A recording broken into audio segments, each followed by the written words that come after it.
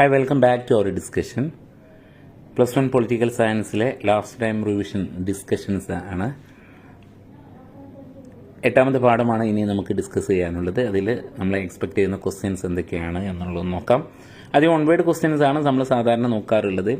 ഇന്ത്യയിലെ തദ്ദേശ ഭരണങ്ങൾക്ക് തുടക്കമിട്ട ബ്രിട്ടീഷ് വൈസ് റോയി.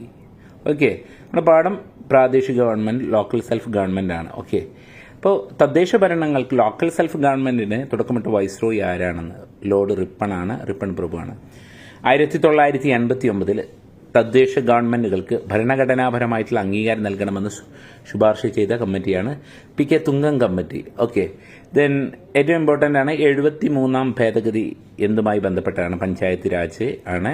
ദെൻ 74ാം ഭേദഗതി എന്തുമായി ബന്ധപ്പെട്ട? നഗര പ്രദേശത്തെ ലോക്കൽ സെൽഫ് ഗവൺമെന്റിനെ കുറിച്ചാണ്. 73-74 ഭേദഗതികൾ നിലവിൽ വന്ന വർഷം 1993 ഓക്കെ, പ്രാദേശിക ഗവൺമെന്റുകളുടെ ആവശ്യകത എന്താണ്? Why we need local self government. Okay, പ്രാദേശിക ഗവൺമെന്റിന്റെ ആവശ്യകത എന്താണ്?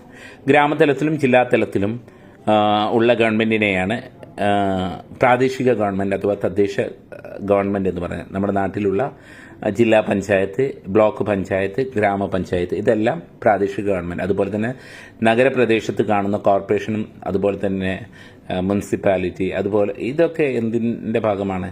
ലോക്കൽ സെൽഫ് ഗവൺമെൻറ്റിൻ്റെ ഭാഗമാണ്. ജനങ്ങളുമായിട്ട് അടുത്ത് നിൽക്കുന്ന ഗവൺമെൻറ്റാണ്. പൗരന്മാരുടെ ദൈനംദിന ജീവിതത്തിലും പ്രശ്നങ്ങളിലും തദ്ദേശ ഗവൺമെൻറ് ഇടപെടുന്നു. അതുപോലെ തന്നെ ജനങ്ങളുടെ പ്രാദേശിക താല്പര്യങ്ങൾക്ക് ഏറ്റവും ഫലപ്രദമായി സംരക്ഷിക്കാൻ പ്രാദേശിക ഗവൺമെൻറ്റിന് സാധിക്കുമെന്നതുകൊണ്ട് ഇന്ത്യയുടെ ആത്മാവ് ഗ്രാമങ്ങളിലാണെന്ന് വിശ്വസിച്ച ഗാന്ധിജിയുടെ അധികാര വികേന്ദ്രീകരണം എന്ന സ്വപ്നം,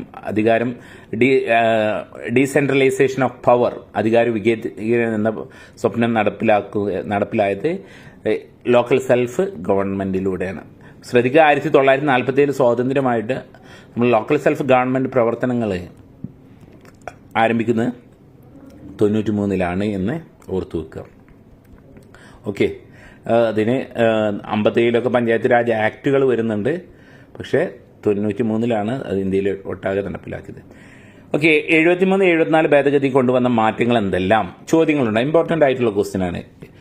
73-74 ഭേദഗതിയിൽ ചരിത്രത്തിലെ നാഴികക്കല്ലാണ്. ഇന്ത്യയിലെ പല പുരോഗതിക്കും കാരണം ഈ 73-74 ഭേദഗതിയാണ്. 73ാം ഭേദഗതി ഓക്കെ,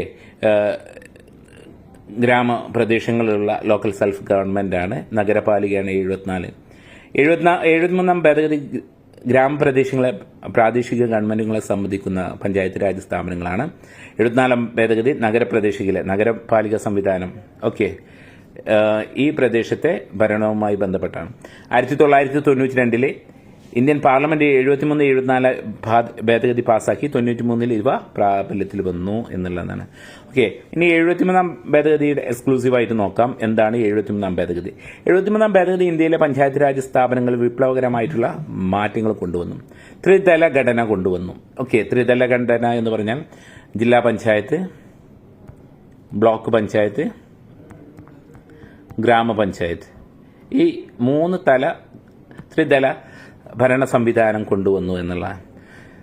ഓക്കെ, പഞ്ചായത്ത് രാജ് ത്രിതല രൂപം നൽകി എന്നുള്ളതാണ്.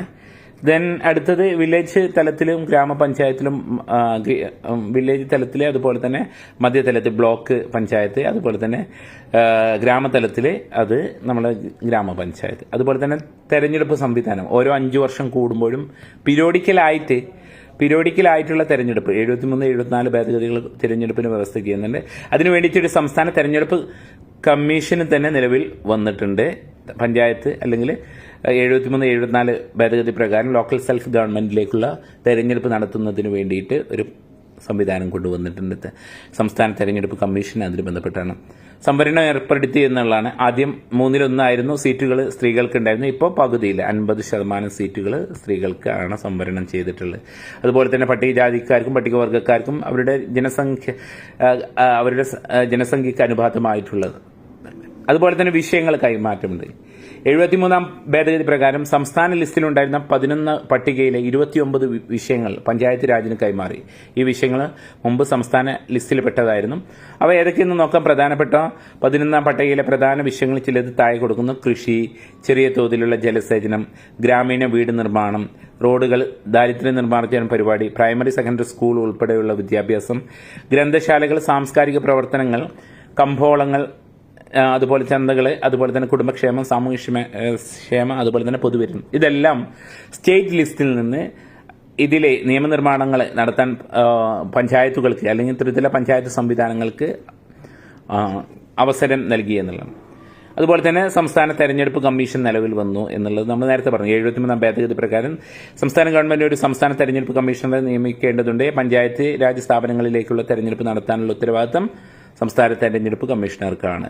ദെൻ സംസ്ഥാന ധനകാര്യ കമ്മീഷന് നിലവിൽ വന്നു എന്നുള്ളതാണ്. ഓക്കെ, ധനകാര്യ കമ്മീഷന് സ്റ്റേറ്റ് റവന്യൂ കമ്മീഷന് ഓരോ 5 വർഷം കൂടുന്നവരും സംസ്ഥാന ഗവൺമെന്റ് ഒരു ധനകാര്യ കമ്മീഷനെ നിയമിക്കേണ്ടതുണ്ട്. ഈ കമ്മീഷൻ സംസ്ഥാനത്തെ പ്രാദേശിക ഗവൺമെന്റുകളുടെ ധനസ്ഥിതികൾ പരിശോധിക്കും.